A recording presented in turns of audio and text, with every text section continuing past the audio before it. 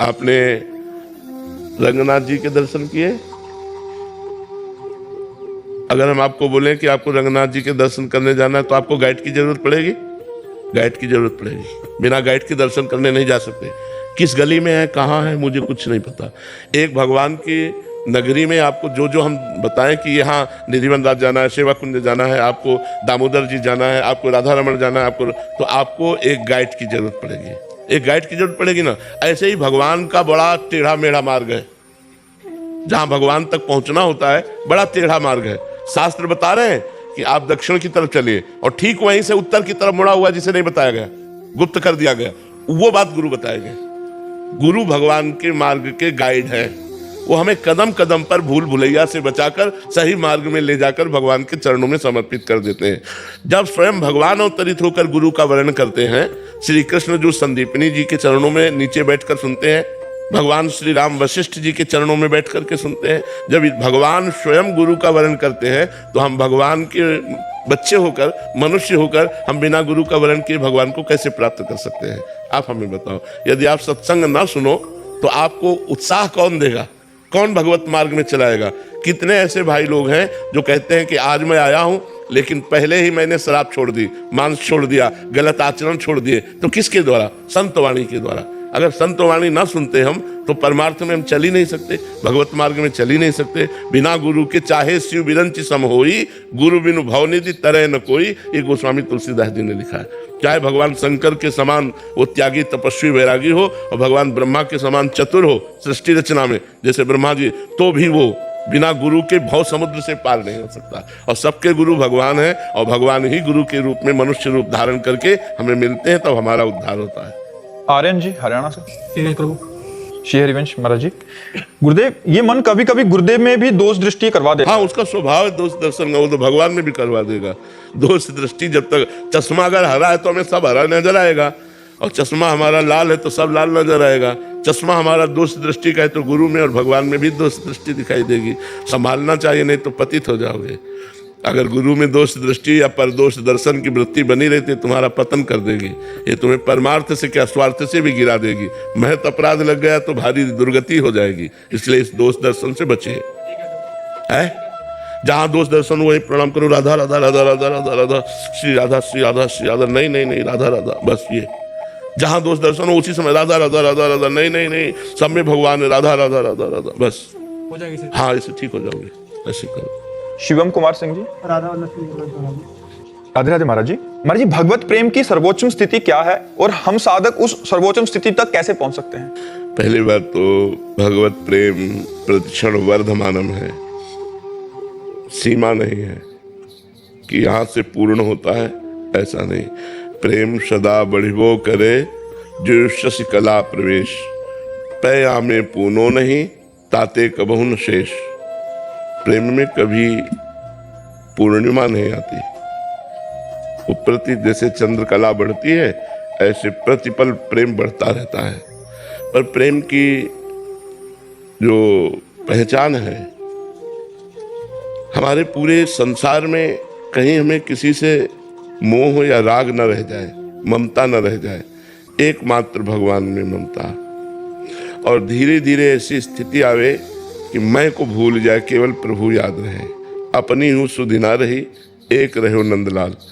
मैं पूरे देह का राग छूट जाए, इंद्रियों का भोग विलास छूट जाए, सावई मनः कृष्ण पदारविंदयो। मन भगवान के चरणों में ऐसे लग जाए कि इतनी तन्मयता हो कि हम अपने आप को भूल जाए, तो समझे कि हमें भगवान में प्रेम हो रहा है। जब किंचन मात्र कहीं ममता न रहे, एकमात्र अनन्य भाव से श्री भगवान के चरणों में हमारा मन लग जाए, तो ये प्रेम का प्रादुर्भाव होता है। देह कुटुंब ते जाए छूटी सबही विधि ना। तो देह से, परिवार से, भोगों से, सब प्रकार से मन हटकर एकमात्र भगवान में लग गया तो बस अब प्रेम का अब वो लीला में प्रवेश पा जाएगा, भगवान की दिव्य लीलाओं का रसास्वादन करेगा। पर मैं का विस्मरण होना ही प्रेम है। मैं का विस्मरण हो जाना ही प्रेम है। अहम शून्य होना ही प्रेम है। पूर्ण दैन्य होना ही प्रेम है। कामना रहित होना ही प्रेम है। और ये अनुभव में आता है, अनुभव स्वरूपम। ये अनिर्वचनीयम प्रेम स्वरूपम, वाणी से प्रेम के स्वरूप का पूर्ण वर्णन नहीं किया जा सकता। वो अनुभव स्वरूपम सूक्ष्मतरम कामना रहितम गुण रहितम प्रतिक्षण वर्धमानम, ये प्रेम का स्वरूप है। साक्षी पटेल जी। श्री हरिवंश महाराज। श्री हरिवंश महाराज जी, सेवा और भजन दोनों के बीच यदि समय का चुनाव करना पड़े तो किसे प्राथमिकता देनी चाहिए? दोनों को साथ।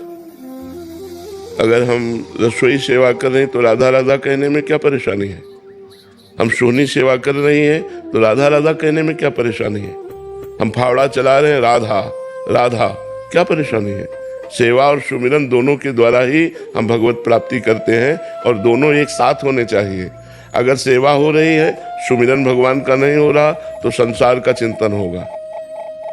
संसार का चिंतन होगा तो सेवा अधूरी मानी जाएगी। जिसकी सेवा उसी का चिंतन, तो सुमिरन भी उसी का होना चाहिए। हम जिनकी सेवा कर रहे हैं तो उठते बैठते चलते फिरते खाते पीते सोते जागते हर समय हमें ऐसा अभ्यास बनाना चाहिए नाम जप का कि हमारा सुमिरन न छूटे।